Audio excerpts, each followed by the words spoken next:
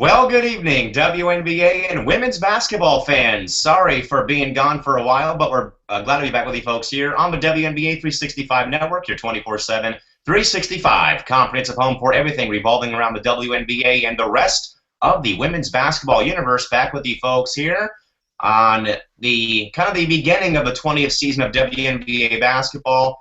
This is WNBA 365, and this is Free Agency Central, breaking down everyone that is available on the waiver wire for the 2016 season, getting folks alongside the dynamic duo of Crystal Thomas and Tanisha Stewart, both up in Los Angeles. Counting Craig with you folks here right now from a soon-to-be remodeled Studio 171 in San Diego.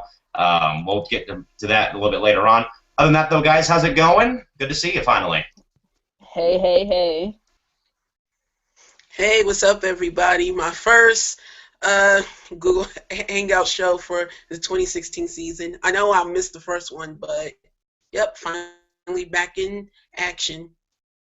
So again, folks, I know that we've been away for a bit, and we want to remind you folks that, again, as always, as we did have a couple times already, we are always open for Twitter interaction. So again, you guys can always feel free to hit us up on Twitter, either at our network handle at WNBA365, or everyone else's handles are at Calamac3, at ShortyMamba24, and at Pup1010 to get involved with our program this evening, or even for future shows as well. But guys, before we get into anything revolving around what has happened, I will have to start off tonight with some very unfortunate and sad news from the sports world involving one of the teams I do work for, the San Diego Sockers down here in San Diego. This happened last week while I was attending a concert at the Valley View Casino Center, the home arena of the Sockers and the Gulls, the two teams I work for. And sadly, I have to report a pretty very emotional and sad story of a passing of one of the players that had played on the Sockers. Abel Shadow Sabelli was tragically killed on January 7th in Old Town, which is pretty much about 10 minutes away from where I live up in San Diego, down below a huge hill near the University of San Diego. He was killed in a traffic incident in the early part of Thursday evening.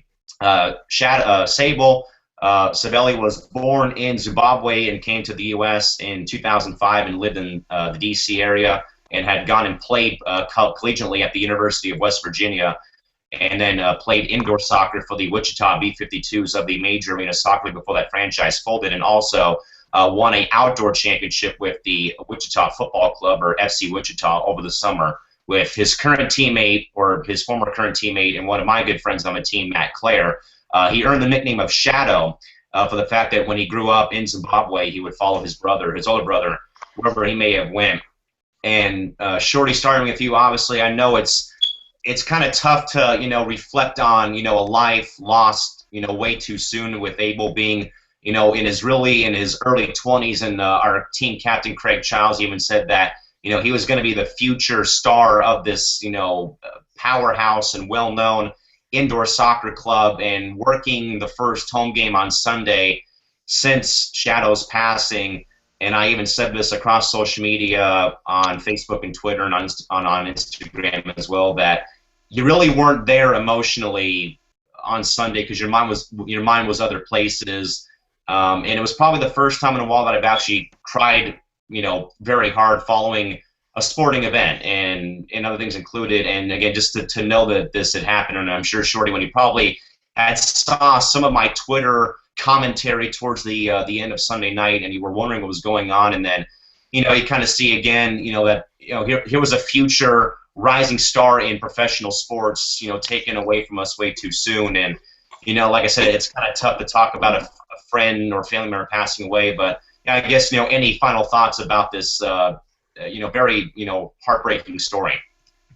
I definitely, got to see and read bits and pieces of it from, which you spoke of, but it's definitely very sad to hear, when someone, passes away at a very young age, and he didn't get to fully get to fulfill, his years playing soccer. So, when someone, goes away that young, it's definitely going to be devastating for everyone around them, the team, the announcers and things like that, also the fans as well. And not to derail anything or change the subject, but I too have just recently dealt with the passing away. Actually, my father, I have recently found out, just passed away last year. So it's definitely a tough thing to deal with when you know someone that close to you, and someone that of, passes away like that. So I'm definitely dealing with the situation as now personally for me, and I know for you, you're dealing with that situation now working, for that ball club. So it's definitely a tough thing. And just last but not least, I want to say during the broadcast, rest in peace to my dad, Michael Dwayne Stewart. Yes, Shorty, condolences and thoughts from all of us, of course, on the team, and from everyone else. And Crystal, honestly, I know that you're probably like one of the very few people that actually wanted to say, kind of keep your head up, or just keep going, because you can't really let these things kind of affect you. But I think it was even tough for guys to know, though, or even to see the visiting team win the game with 8 seconds left after we had just tied it in the last minute. And for them to win that game on Sunday in the final 10 seconds, you could just feel like the entire arena just died. The hush of the crowd filled with, plus the emotion of pregame and so on and so forth. And then, it was a very, like I said, very heartbreaking time to kind of go back to a sporting event or be at one. And Crystal, even Shorty, so with her losing her dad recently as well. I guess, Crystal, any thoughts as you think back to, again, because like I said, you were, one of the very few people that actually, said something to me in regards to Sunday. But I guess any final thoughts about the entire situation, though, as you look back and think about it? Kind of piggybacking off of what Shorty said, it's hard when you lose anyone, whether it's a friend, family member, anybody that's close to you, and it's especially when they're so young. I mean, I guess the best thing you could do is just try to stay positive and try to keep busy and think of all the good times you had with that person or the good times that they've had, and try not to think of, which is going to be hard to do, unfortunately, try not to think of what just happened. Tanisha, I do, though, want to, and this kind of came out of the blue to me on Monday morning, via Instagram at about 5:30 before I had gone for a family trip to Disneyland yesterday. And somehow, some way, guys, obviously I'm sure she probably had seen it on her feed, but guys, Candace Parker, the franchise superstar of the LA Sparks, reached out to me and, pretty much said, sorry for the loss of your teammate, your friend. And I thought that was something very special because, most times you don't see athletes, most times not, I'm sure that I know what they do, but I don't think I've seen this, though, where it's a athlete from a different sport reaching out to a different sport to give condolences to the passing, and in this case, with Shadow probably never knowing about, the league or whatnot, but to see that level of respect, though, Shorty, coming from, from not only from someone up here on the Wall of Fame, but, for them, though, finding out about this situation and giving, myself, but also our organization, her thoughts, prayers, and condolences about the passing of, our dear friend and teammate, Shadow. What does that say to you, though, about seeing that, though? Because I know I had sent that out on Twitter, and we had sent it out on the network Twitter feed as well. But, your thoughts about seeing that, though, again, of seeing someone from a different sporting league, reaching out to a franchise and, kind of in their time of need, I guess. I thought it was very great, of Candace Parker to do that. I did see the comment that she left that you posted on the network handle. And, like I said, I thought it was, very great on her part. And we all know that you don't have to have close ties to a certain sport in or franchise to, give your respect and send condolences to that person. So I definitely thought it was great on Candace Parker's part to do so. Crystal, obviously, her and I have had good times, of course, from interviews and blog stories and meet and greets when I've gone to games at Staples Center. But seeing that, though, really, kind of, because I was kind of I was an emotional wreck, and I even said that on my Snapchat story on Sunday night. I was just emotionally spent on Sunday when I got home after the game from what I said about losing the game in the final seconds, and then just everything that happened. But Crystal, to see that though come from Candace Parker, and as Shorty said, you don't have to have history or know someone on a different franchise and a different sport to not say what she had said, and of course we had sent it out across social media. And again, it was kind of that kind of brought a smile to my face about 5:30 local time yesterday morning. So, Crystal, seeing that, though, from Candace Parker, your final thoughts again about seeing, another athlete from a different sport reaching out to another athlete, like I even said, though, too, from one championship organization in Los Angeles to another championship-winning organization in San Diego. What does that say to you? You know what I think it is? It's like being an athlete is kind of like a fraternity, whether you play soccer, volleyball, basketball, anything. It's kind of, athletes, I guess, feel a certain type of way about other athletes, and it also lets you know that it's bigger than sports. I mean, it was classy on her behalf, and she doesn't know him, and but everybody know when you're hurting. I mean, it doesn't matter if you know the person or not, and for her to take time out of her day to send her condolences, that was pretty classy of her. So again, folks, obviously we don't like starting the show off with or we really don't like talking about non-WNBA issues. But obviously, guys, as we said, this was an issue again that affected someone on the broadcast team pretty professionally or personally. And of course, working for this franchise for the past 4 seasons, obviously, you see players come and go, either trades or they come in or new guys come in, and or guys retire, and you see someone like Shadow come into the equation, and you meet him and stuff like that, and you form that bond, and and then you find out the news about them not coming back. Obviously, very tough. But again, folks, a very tough week, or a couple weeks, I should say, down here in my hometown of San Diego. Again, with the passing of a really good friend, a loving soul, and a very infectious smile. But only that, a tremendous player on the soccer pitch. Abel Shadow Sabelli died, dead, I should say, from back on January 7th from a traffic incident in San Diego. Abel is, of course, will be dearly missed, and of course, thoughts, prayers, and condolences to the Sabelli family and everyone affected by this tragedy. With that, though, guys, we will move on to the more important notion of the evening, which, of course, is the beginning of WNBA free agency, which, of course, kind of kicks and officially kicks off our 2016 WNBA season, the 20th season of the longest-running women's professional sporting league. Obviously, guys, the list, again, as Shorty kind of put it, quietly came out under the rug a couple of days ago. So, guys, we'll start with the core player list, and obviously we know that these 4 players will not be going anywhere anytime soon. 4 players that can be cored by their franchises this season include Dewana Bonner with Phoenix, Sylvia Fowles with Minnesota, Crystal Langhorne with Seattle, and Candace Parker in Los Angeles. Shorty, starting with you, 4 players this year on the core side. Now, obviously, I know that we've seen other names on this list with other franchises, but obviously, Shorty, as we said, or as I said right now, again, 4 players that we probably won't see go anywhere anytime soon. What do you make of those 4 players that are on that core list that, again, can get that max deal and stay there for 2 more seasons between Bonner, Fowles, Langhorne, and Parker? What do you think, and why? Go for it.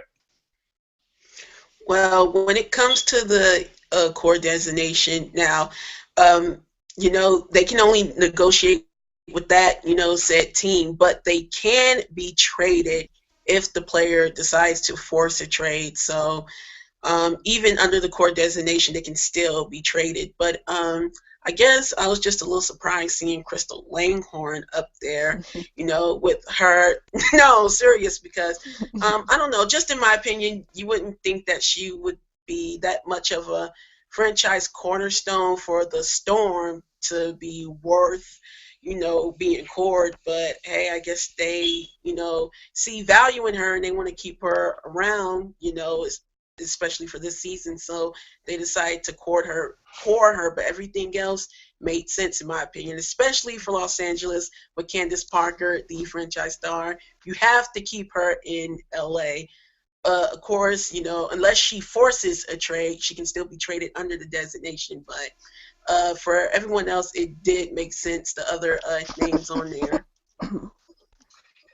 KT, as we said, again, you're probably surprised seeing Langhorne and maybe even Bonner on this list for core designation. But again, between Bonner, Fowles, Langhorne, and Parker, of course, on this list, what are your early indications about the core list for the season?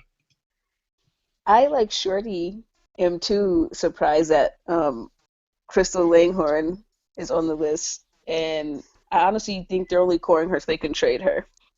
Um, I don't think Crystal Mm. Langhorne, since she's been in Seattle, she just hasn't been the Crystal Langhorne that we've seen in DC. And I mean, she's undersized as a post player as it is right now for her position. Um, Especially with them projected to get Brianna Stewart, I can see possibly a trade going on there. To where, who knows? Hopefully it's not LA, because sorry, Crystal, we don't want you. Not like that. I'm just saying. Um, but I mean, possibly, that could be why they're courting her just for a trade. But I agree, everybody else.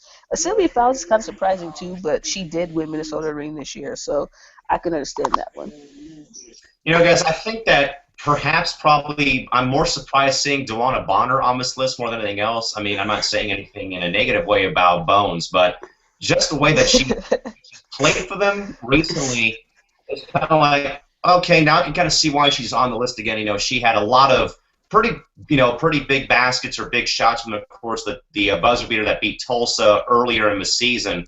And again, was sort of one of those players, though, without Taurasi and Taylor, was kind of the glue that held that Mercury club together like this during all the turmoil of the offseason and such. But, of course, again, folks, Bonner, Fowles, Langhorne, and Parker, the four players that are up for core designation. So, Shorty, we're going to go to you because I think you can probably explain this better than Crystal or myself. With the reserve player list, now, again, there's probably some loopholes or different lingo that could probably be explained about this list. But while I pick it up on the laptop down here below my screen, I guess I'd ask, what is the overall difference of being a reserve player as opposed to being a RFA or UFA? What is it and why? Well, it's not that much of a difference in regards to restricted free agent.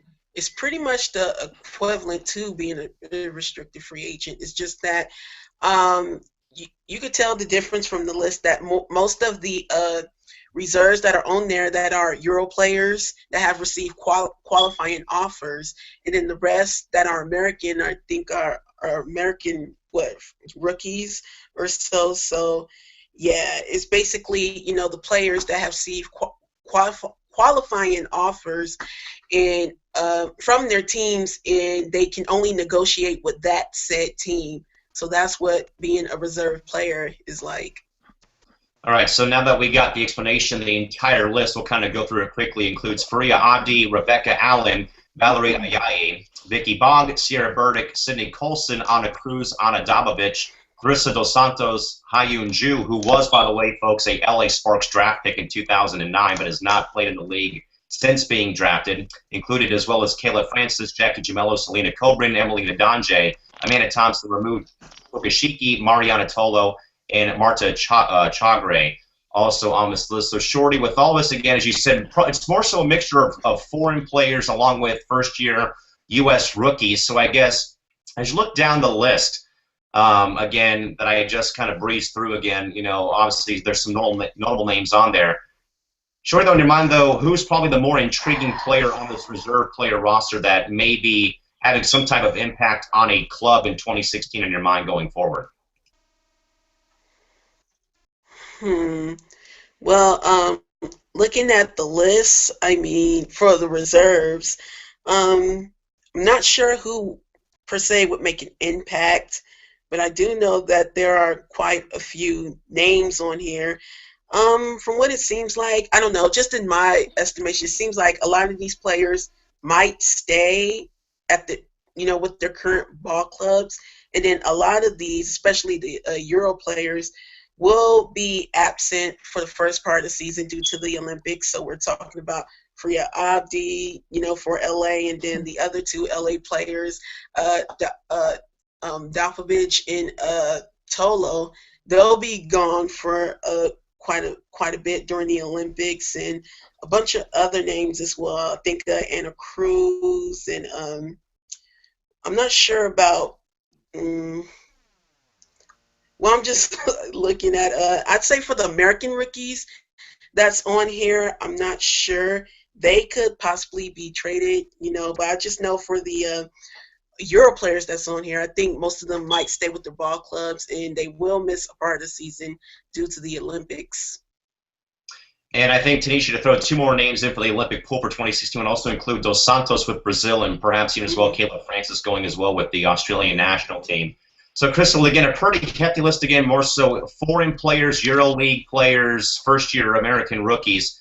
Over the list, what names possibly stand out to you most for 2016 in your mind? Well, first, I'm about to say something that you guys probably already know. Farai Abdi can't come back. I'm just going to put that out there. She has to stay in Sweden or something or go somewhere else. I don't want to see her on our roster coming back from the Olympics, before Olympics. I don't want to see her.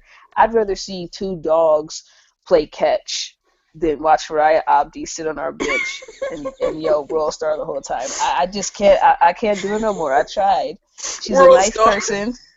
She's really nice, real cool, but I just can't. We're wasting that spot.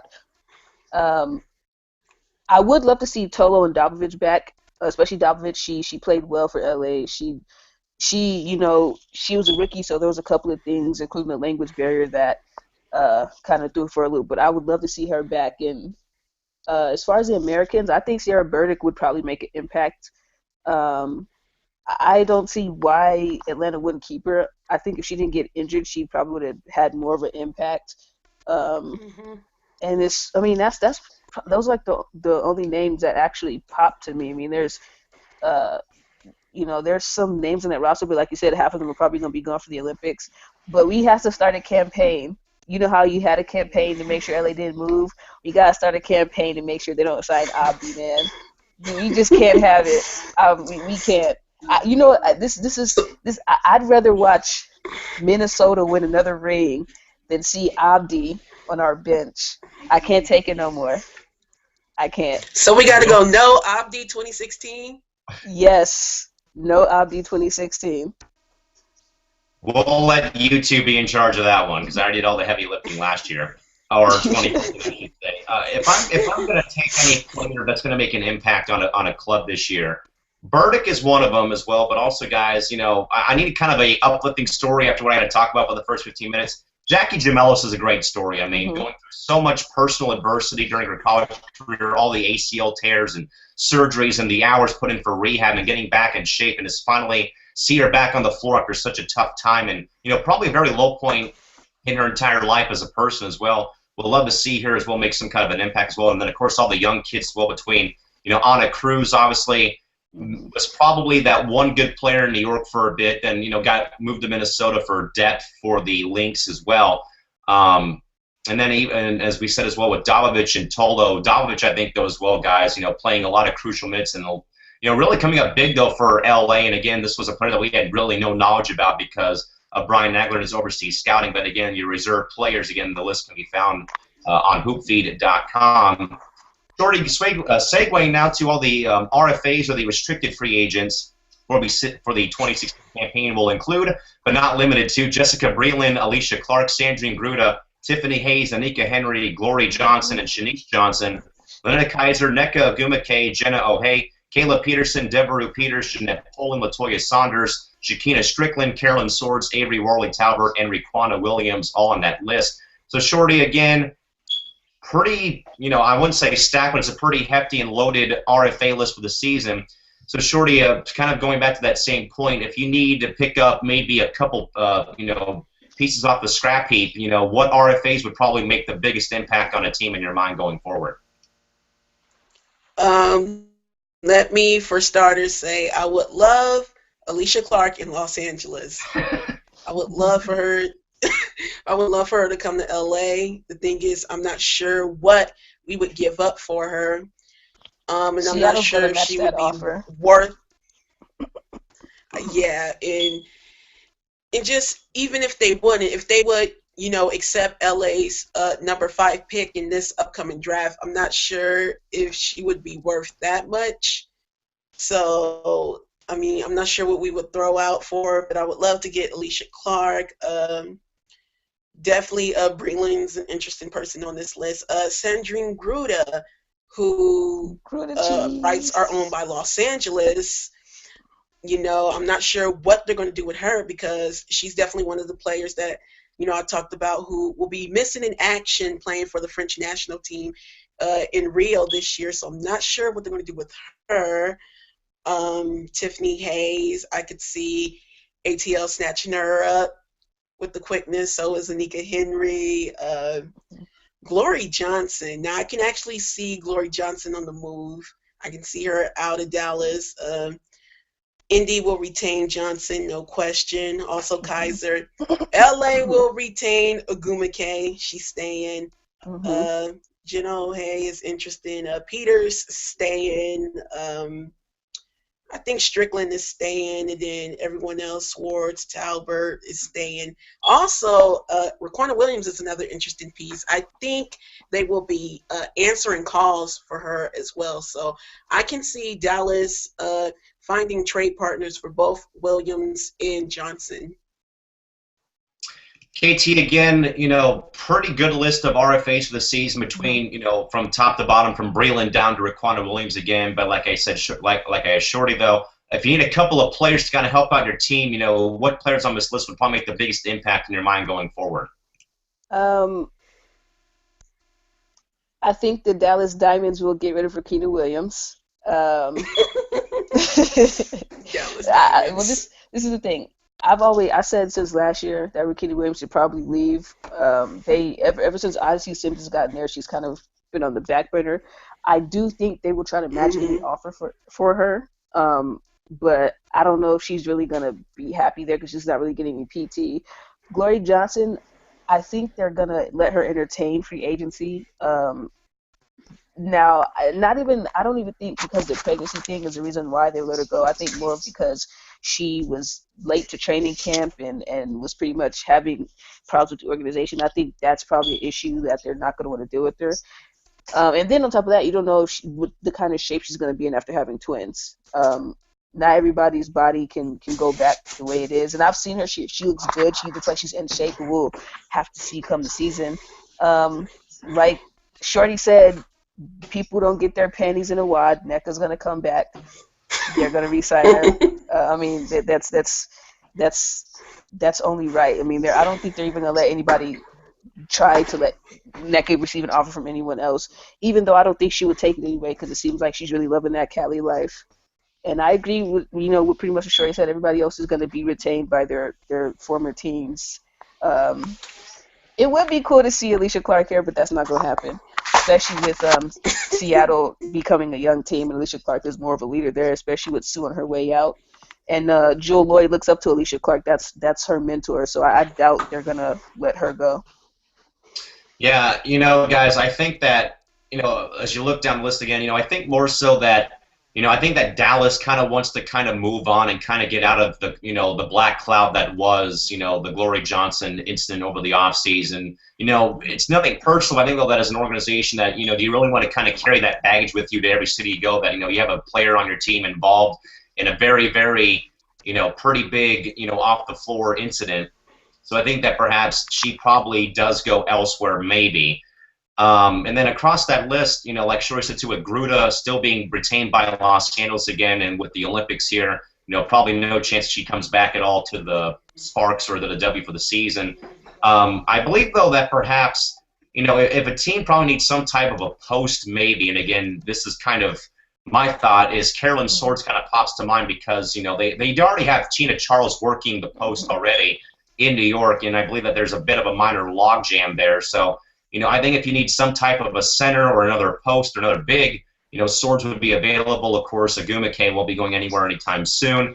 But again, that is the list of restricted free agents for the 2016 season. Moving ahead, guys, to the longer list of the three, which is the UFAs, the unrestricted free agents, which will include, but again, not limited to, Mati Ajivan, Misty Bass, Sue Bird, Essence Carson, Sydney Carter, Swin Cash, Shamika Christian, Carla Cortijo, Erica DeSouza, Angel Goodrich, Kalena Green, Nikki Green, or Mitzi Harrington, though, but she, of course, has retired. Tiffany Jackson-Jones, Anita Jacobson-Zagoda, Tamika Johnson, Asia Jones, Shea Kelly, Jen Lacey, Kara Lawson, Renee Montgomery, Felicia Milton-Jones, Leilani Mitchell, Michelle Snow, not our Crystal Thomas, the other Crystal Thomas who plays in the league. Of course, it can be me though, gladly.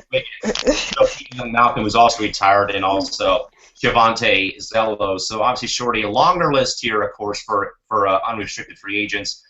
Probably, though, you'll probably see a lot of players not retained by their franchises, or they are going to go elsewhere. A lot of notable names on this list that may go elsewhere, or may somehow or may go back to their former franchise that they were with. But obviously, Shorty, again, as I said, longer list. But what are your thoughts, though, about unrestricted free agents for the 2016 season as you kind of think it over? All right, let me see if I can quickly zoom through this whole thing. I can see Ajavon elsewhere, just not in L.A. L.A. say no to Ajavon.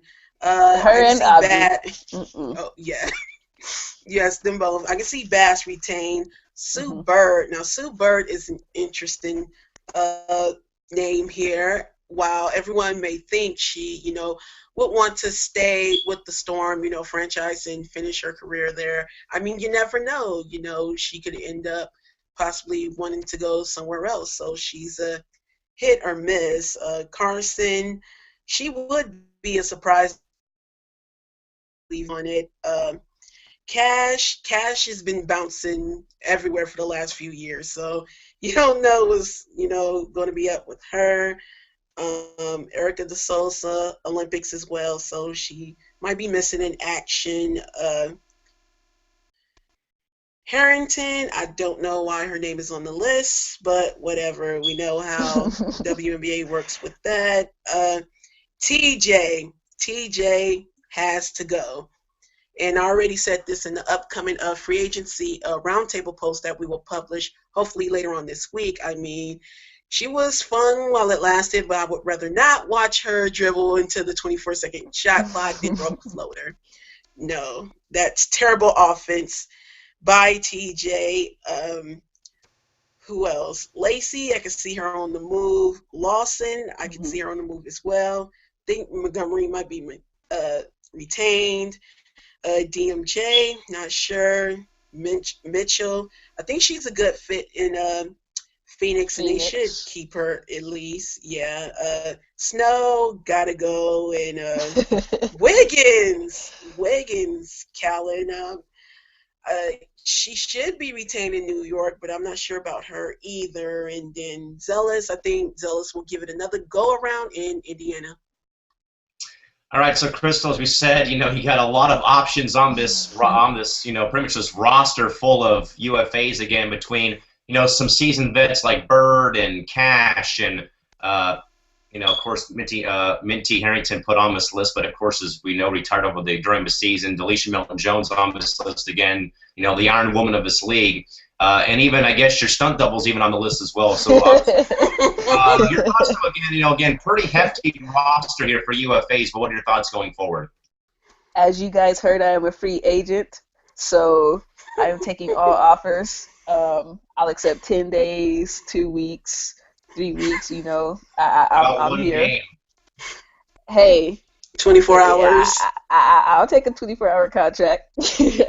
As long as as long as the money good. No, but let's see. Like Shorty said, we'll start with the names that I remember because it was quite a few. I think Jen Lacey's going to be in the move. Jen Lacey is like the what is the word I'm looking for? The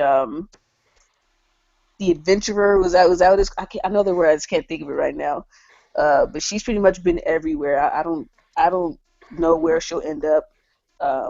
Not sure who she'll go to. Not sure how much they'll sign her for. But she's gone. I think Swing Cash is going to end up somewhere on somebody's bench as an excessive hand clapper. No shade to Swing Cash, but she just really hasn't really done anything that much. I like Swing Cash, but we all know that Swing Cash hasn't been that productive over the past couple of seasons. I do like Swing Cash. Like, there's no shade. I don't want no Swing Cashers in my mentions. Blow me up, because I do for one like Swing Cash. There's no shade towards that. Hair loss is getting kind of old. I do like what she did with Washington. She played well for them. I feel like she should go back to Washington if Washington wants her. I feel like that'd be a good fit for her. She provided great leadership for them, great defense. I think that was a very good match for her. Um, Javante Ellis, I agree. I think she's gonna give it one more go around. I don't know how long she'll stay there, but I do see her back in Indy. Sue Bird, I actually see her in Seattle. I don't think she's gonna leave. I mean, you do never know, but I can see her going back to Seattle. I mean, why not? She pretty much is like the mayor of Seattle. Like what she's done for them, it's been great. She's done great things for them in titles. Her and LJ, just that's all you think of when you think of Seattle. Who else was on the list? Tiffany Jackson Jones. Because of her cancer, I don't think she's going to be playing next year. Arminti is retired. Like they said, I don't know why she's on the list. Or Sophia Young. Or Sophia Young. That's right. She retired as well. I'm trying to think of that list. It was a lot. Who else? Who haven't I mentioned? Misty Bass. Misty Bass. Leilani She's Mitchell. coming. Misty Bass and Leilani Mitchell. They're coming back. I don't understand why Phoenix wouldn't re-sign them, especially since they're getting DT back. I think they definitely will be back on that roster. I don't know who the odd woman out will be in Phoenix, but I definitely think those two will be retained. You know, guys, again, very long list. I know it was kind of tough to remember all the names. I'll kind of go down briefly, and Shorty's brought us up too, between Bass and Mitchell, seeing them play in Phoenix during the playoffs. Those two, when they got hot, that team just started just making everything almost, it just felt like that. Mitchell, had made, at least 5 or 6 threes in the first half alone. Bass had played great inside. Sue Bird, I think, guys, tough seeing her on the list, I'll say that much, but, it's kind of that swung, like the swung song, Bittersweet Symphony, kind of to put it that way for Sue. I think she'll be back in Seattle. I think that Carson's going to stay in New York. She's been there and has missed, I think, all but one game, or missed all but one game all of last season and played a big role for that team in the postseason last year. Swin Cash as well is kind of on that bittersweet run right now. She may wind up elsewhere, but I think more so like Crystal and Shorty said, as you guys both said, more so to kind of, be that veteran leader in the locker room, that veteran voice and that bench presence as well. Going forward, and as also Shorty said, De Souza will be gone for a bit because of the Olympics in Rio. As well, Tiffany Jackson Jones probably not going to be in for the season due to her bout with cancer right now, as well. And also between Lawson and Milton Jones as well, they may be also on their way out as well. But again, more so they're held on to, guys, more so just to kind of be bench liabilities almost. And to be that veteran leader, because now that we're getting teams that are getting younger and younger, and they've never been to the big dance, never been to the postseason, and they need those veterans that have won championships or they've done, good things in the league, whatever it may be, on their bench going forward.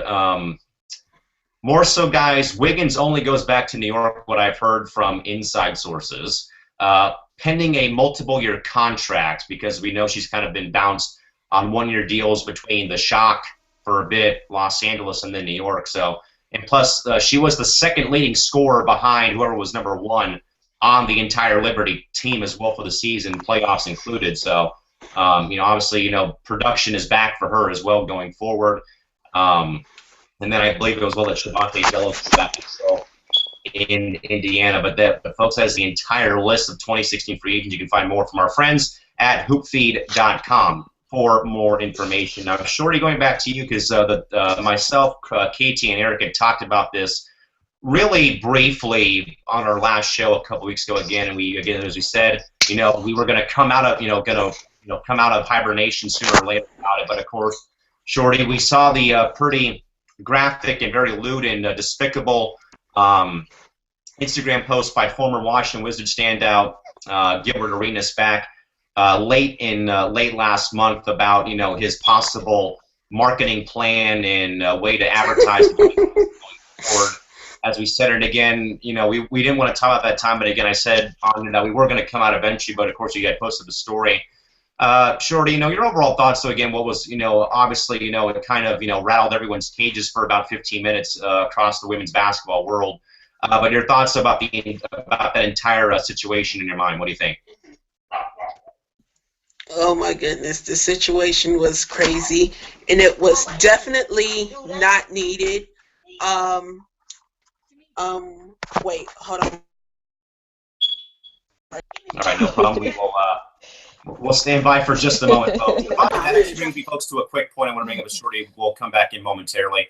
Obviously, getting called to do something in the middle of the program is not the best thing to do. But I can, though, folks, recap for you folks our 365 poll of the night, which, of course, was our poll question we sent out about 7 o'clock local time out here again.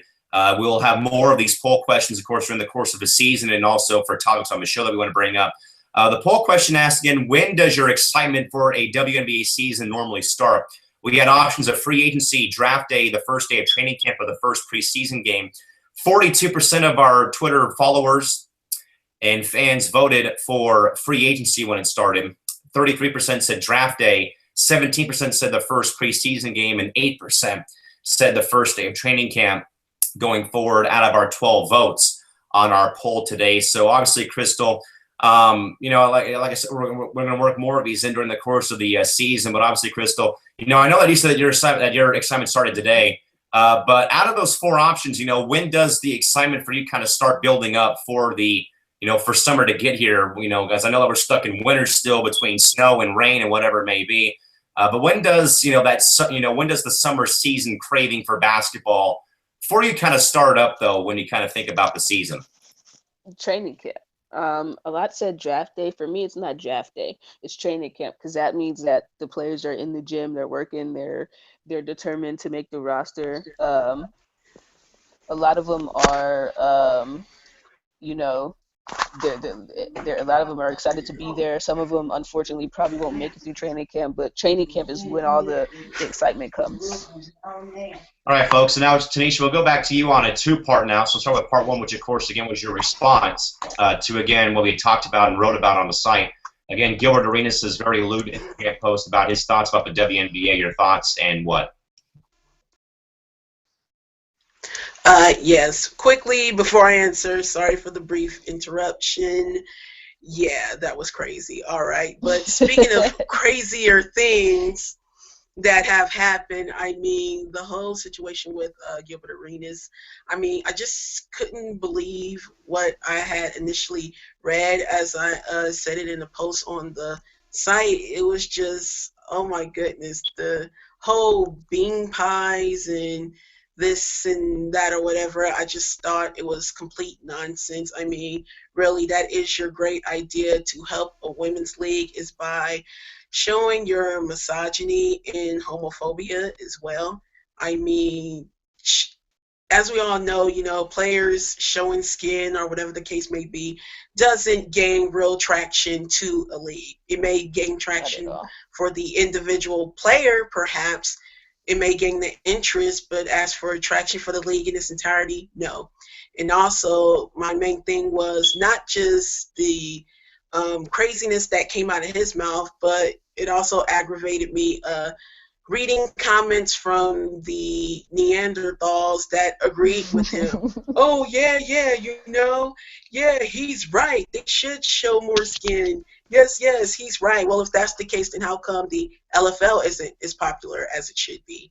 I mean, to be honest, the LFL, or the now Legends Football League, are basically the only female sports league that is actually catering to their supposed male audience. And guess what? They're not paying attention, as they claim. So, the whole idea is for players to show some skin to get more male attraction, but the LFL is doing that same thing. And guess what?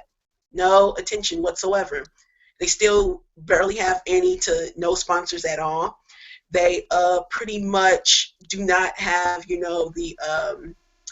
have a sports network or whatever backing them up. Most of their games are either posted on YouTube or come on Muse, which is a music station, really.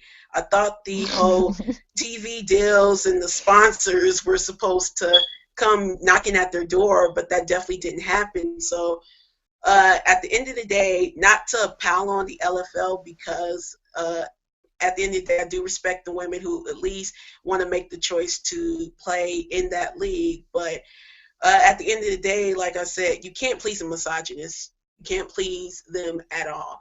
Because at the end of the day, they can't stand women's sports and what it stands for. So trying to please them and cater to them just won't work. And his ideas just aren't going to work. So the WNBA need to ignore idiots like him and continue to hopefully prosper and gain more viewership, ahead. Shorty, though, what did it mean to you though to see players like Aubrey Lotta, Candace Parker, Swin Cash, and all these other WNBA players come out in some capacity, make some type of statement in regards to this very lewd act by a former NBA player. What did it mean to you to see that, and why? It was right for them to take a stand, and it was good for them to take a stand, because usually the normal route would be to, let's just ignore it, hope it goes away. But no, some things can't be ignored, and that was one of them. Swin Cash came out, took a stand. I think Elena Della Dunn came out with one of the best hashtags of that day, which was "Bye Gilbert."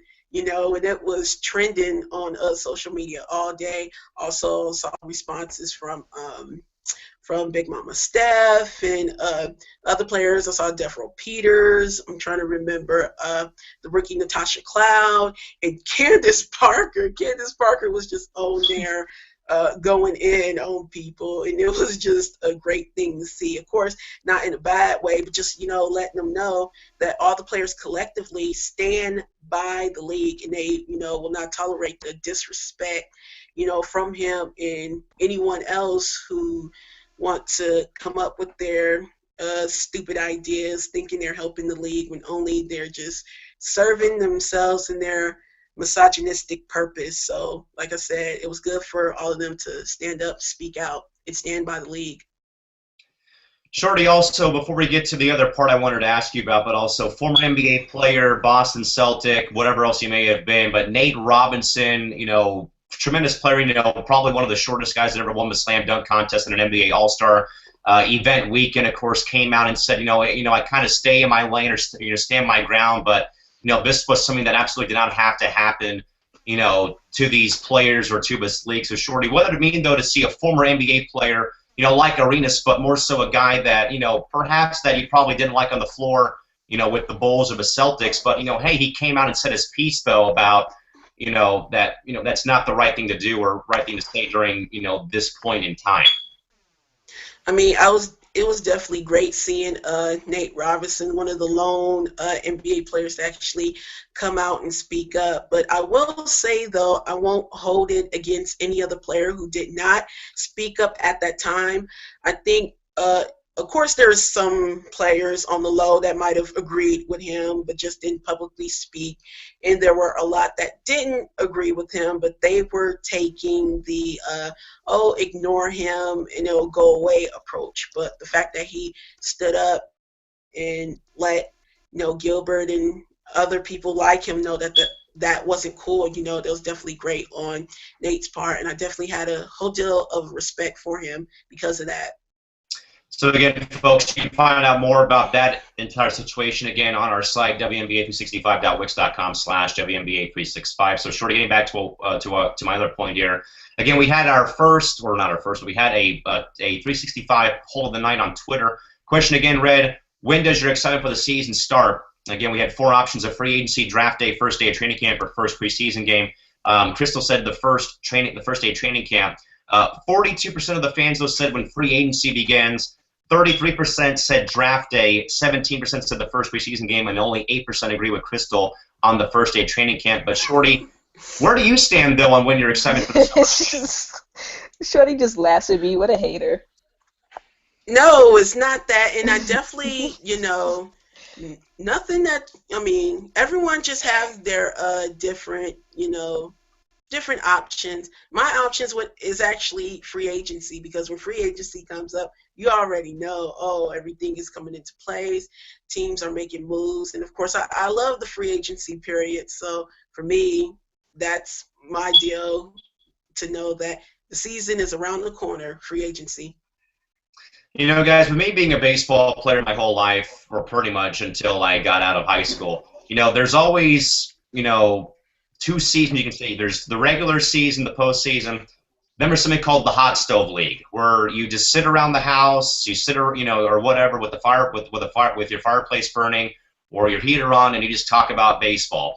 I can kind of say that about the WNBA, where you wait also until the summer to watch the season, you watch it play out, and then once the offseason comes and the players go overseas, here you are sitting on the couch, or in our case, you're in your bedroom, you're in, you're at a Waffle House, you're at wherever it may be, and we're sitting around the fire here on the network, basically just talking about stories about players we've met, games we've gone to, or in this case now we're talking about like Sheree said, the puzzle pieces, where do they fit for everyone's team going forward. And that's what I can kind of say is, this is the hot stove league now for the season again, which is when free agency does begin for the 2016 season. And again, folks, we'll have more free agency coverage throughout the remainder of the week, at least. Going to try to, because again, this is actually one of the very few weeks I actually have off from any type of work going forward. Now, again, folks, you heard me say that I'm in a under construction studio here.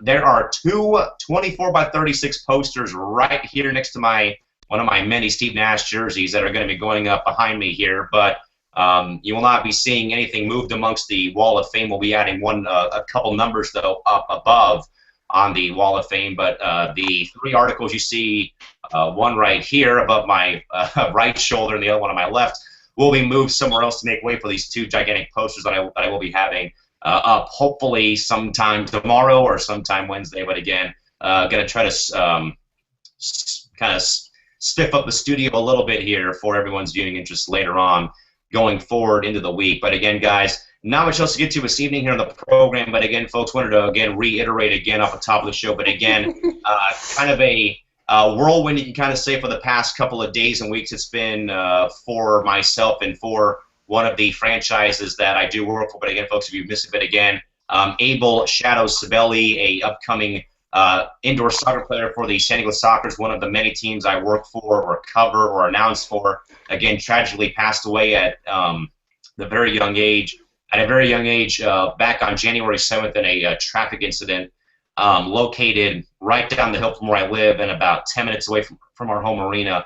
And again, sure, just kind of thinking about this again, here I was at a concert with my brother, seeing my favorite band play, enjoying myself, and here someone that I worked with, that I knew, sadly loses his life. And again, like I said, roughly, a few blocks away from where I was at, the same arena that we play at, and here I was having a good time, and here I was also doing on a night where I lost a very good friend. And of course, Sunday was the very first game that I had worked for with Sockers since Shadow's passing, and the emotion, like I said, though, guys, again, getting in the arena or to the arena, and just being there, like I said, was just not. Like I said in a post again, you just really weren't there or all there emotionally, is what I would kind of say. And I know that we've all kind of been there at some point, in our lives. Is you don't want to really be at a place when you're not fully there. And again, sure, like you brought up as well. I mean, during the first part of the year, again, you were back in Fresno again with your dad, sadly also passing away as well. And like I also wrote as well, Sunday was like the very first time I really bawled my eyes out in a long time, in regards to, like I had said, I think on here a while back when I had wrote the story about Evan, who's up here on the Wall of Fame, again, of how he goes through so many, he's got so many health issues that it's just depressing. The poor guy, had to have his sternum realigned because he's got a very, a bone decaying disease, and he had to stop playing soccer when he was very young, and I had helped him write a national story for CNN and ESPN and Fox about his experience getting to play for the Sockers with one of our players who he'd seen play in Houston. And again, and then going there on Sunday and just watching the video tribute was just one of the harder things I've had to see or watch as a fan of sports or anything else that may be included because it's so deep with the team that I work for. But again, Shorty, like I said, people, and I've said this too, people enter our lives for a reason. And I wrote that about Candace Wiggins, and I can say that about, Shadow is, people enter our reasons for some, they come to us for some reason. There's a purpose behind why we're all together on this network or why I've known Wiggins for 11 years. There's something about, human nature, I guess. And Shorty, I guess, your final take again about, again, a very difficult time for, a very winning and notable franchise, again, grieving the loss of one of their, very young up-and-coming players as well. What do you think? I mean, it's tough, and it's definitely going to be tough. I mean, as humans, we can't fathom how, one day you might see a person and then the next they're gone, and not just gone, but gone forever. You'll never see them again. But, at this point in time, all you have to do is, celebrate his life and the memories that he provided. And along with that, just cope. That's where the coping mechanism steps in, and you just learn how to live and deal, with the tragic loss. I'm definitely going through the same thing right now, and one of the things that partner here, Crystal, told me about, just how to cope with things is through laughter. Laughter.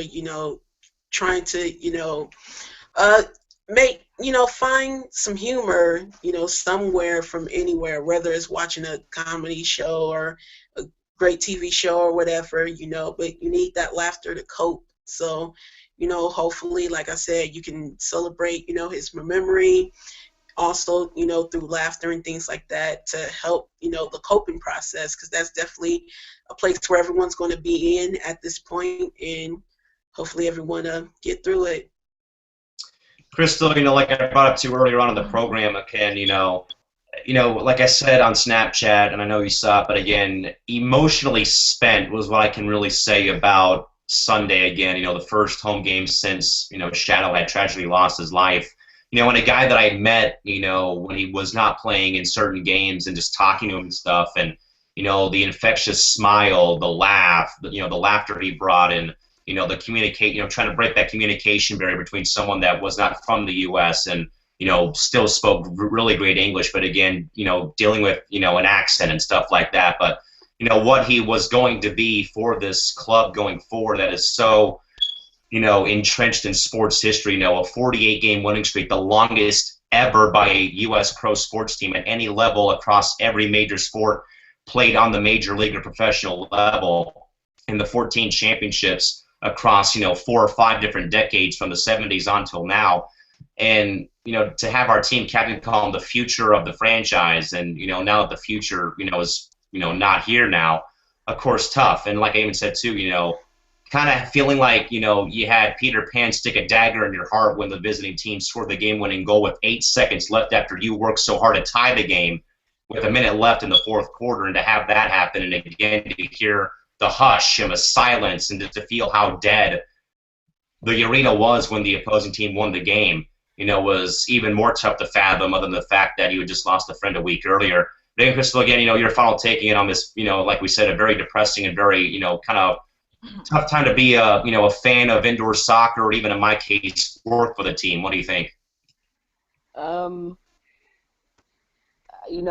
though my losses weren't, anything like you were Shorties, it's kind of the same thing. I mean, of course, there's going to be days where you feel like you can't get up. You feel like you kind of feel like you want to be by yourself. You kind of want to cry it out or whatever, but and that's fine. That's going to happen. That's normal. But, like I told Shorty, like I told you, you just have to keep your head up and cope with laughter. I mean, something that's going to keep you positive, something that's going to keep you upbeat, because of course you're gonna be sad. Like I said, that's completely normal. I mean, you're grieving and you're coping, and that's that can take up to however long. People will have different time frames, but the one thing that we must learn when we take a loss is how we can bounce back from it. And I think that's the most important thing, because of course, like I said, you're going to be down, you're going to be depressed, but as long as you have something that you look forward to getting up and doing, that you look forward to waking up and doing, your coping process will be easier. It's not going to,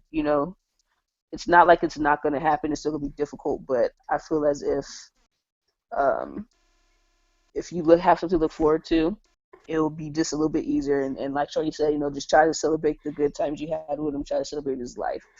If, he was a really great person. I'm pretty sure he would want you guys to remember him smiling and having fun and laughing with you all. Guys, and Mark Serber, who's our play-by-play guy on our online streams, even said, Shadow would have wanted us to play the game on Sunday, whether he was going to be there or, in this case, now that he's not, he would have wanted us to play the game. And on my on my Facebook timeline right now, I have a photo that I can't share because it's on my laptop, but it's a photo though from Melissa Mahan. A photo from Sunday's game after Matt Clare, who you guys see on my Twitter Abby now, which will probably change again in like 48 hours maybe. But Matt was the reason why Shadow even came to the Sockers in the offseason. Matt is pictured kissing a autographed team soccer ball to give to a young fan after he scored one of his 2 goals on Sunday. And the caption just simply reads, "No words needed." So you can definitely tell that, of course, this franchise is still grieving. But, of course, like I even said, though, too, and we'll wrap up here on this one, of course, was, again, on Monday morning, which, again, guys, and Shorty, again, starting with you, but, again, to see Candace Parker, again, as you guys know, been a very good, has been a very good, of course, not only is a tremendous athlete and mom off the floor and, wife and everything else included, but, of course, to see her show off her humility on Monday morning to the entire franchise and myself. And as I said, we had shared that screenshot with you folks on yesterday morning. Again, Shorty, to see that coming from a player of Candace's ilk, again, professional athlete, but again, hey, at one point did play soccer when she was younger before she got into basketball, but of course, again, no connection to the Sockers, no knowledge of, maybe, not the biggest fan of indoor soccer, but again, again, an athlete, again, just extending, her condolences to a franchise, again, Shorty, seeing that, what was, your overall, your reaction, and again, your thoughts again about seeing that happen from someone of Candace Parker's ilk into a franchise she's probably never heard of in her entire life. I definitely, like I said, it was great on her part to do, you don't have to have a direct connection, to that person or that franchise to, understand the situation of what's going on and to send your condolences, to that player and the players' families and everyone that worked around him. So definitely, once again, it was definitely noble of Candace Parker to do. Crystal, I had sent that screenshot into one of the Soccer's main fan group on Facebook, and I even said, I know that a lot of people don't watch this league, but this was something that I thought was humbly classy by another professional athlete to again do this for this franchise. And again, Crystal, like I said, again, you don't have to know the person that was killed or lost their life, or you don't have to know the franchise's history or whatnot. But again, just to see this athlete, that I've known for a while, and of course, everything else included. But again, seeing this person again extend their condolences to this franchise, this city, this organization, and everyone that is involved with this franchise. What did that again kind of say to you again as you kind of think back and look that over again?